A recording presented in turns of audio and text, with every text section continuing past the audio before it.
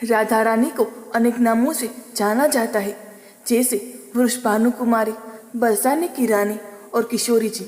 शास्त्रों के अनुसार राधा रानी धरती लोक पर हमेशा किशोरी रूप में ही रही। शास्त्रों में उल्लेखित कथाओं के अनुसार राधा रानी को ऋषि अष्टवक्र से आजीवन किशोरी बने रहने का वरदान मिला था।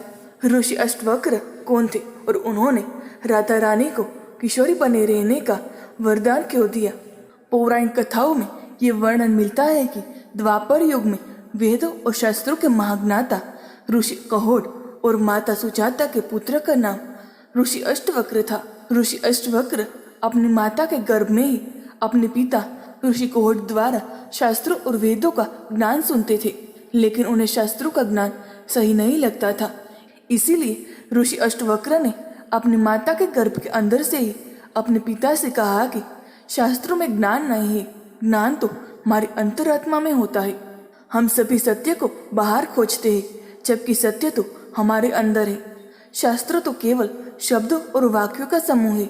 अपने ही पुत्र से शास्त्र विरोधी बात सुनने पर ऋषि कहोड को बहुत क्रोध आया और उन्होंने गर्भ में पल रही अपनी ही संतान को श्राप दिया कि जो अभी तक अजन्मा है, जिसने अपनी माता के गर्भ से मेरे शास्त्र ज्ञान को चुनौती दी है, जन्म के बाद उसका शरीर 8 अंगों से टेढ़ा होगा।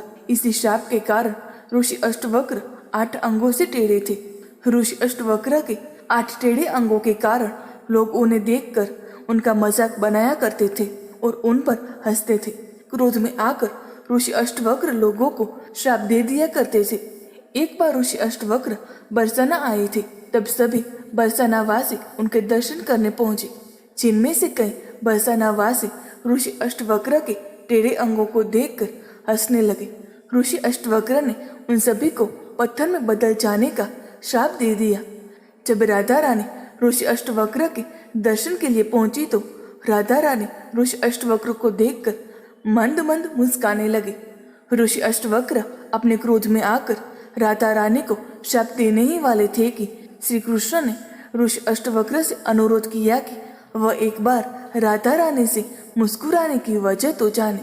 तब राधा रानी ने ऋषि अष्टवक्र से कहा कि वह ऋषि अष्टवक्र के टेढ़े अंगों को देखकर नहीं मुस्कुराई, बल्कि आनंद की अनुभूति के कारण मुस्कुरा रही थी, क्योंकि उन्हें तो ऋषि अष्टवक्र को देखकर श्री कृष्ण की छवि और परमात्मा के दर्शन जैसी अनुभूति हुई।